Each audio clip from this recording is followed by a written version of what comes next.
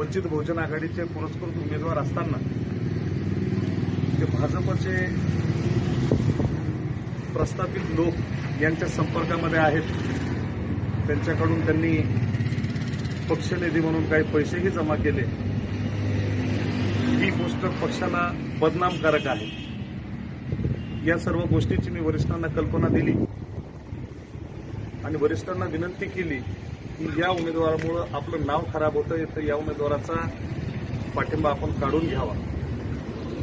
पक्ष या गोष्टीवर निर्णय तर घेईलच, पण या मतदारसंघातले पदाधिकारी म्हणून आमचंही काही कर्तव्य आहे.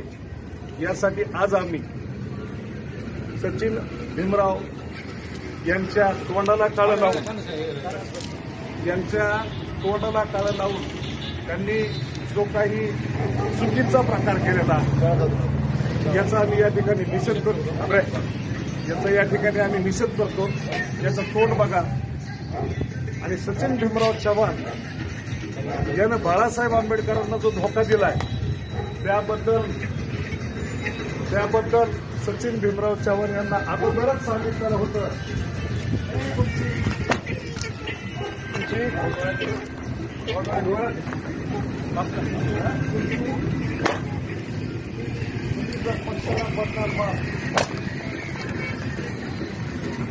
बाळासाहेबांना बदनाम तो आम्हाला बाळासाहेबांना बदनाम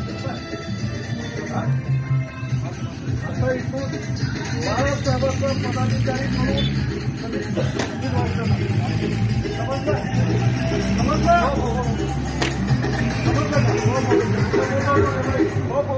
बाळासाहेबांना जर तुझा धोका दिला, तुला काय केलं जाईल असं बोललो होतो.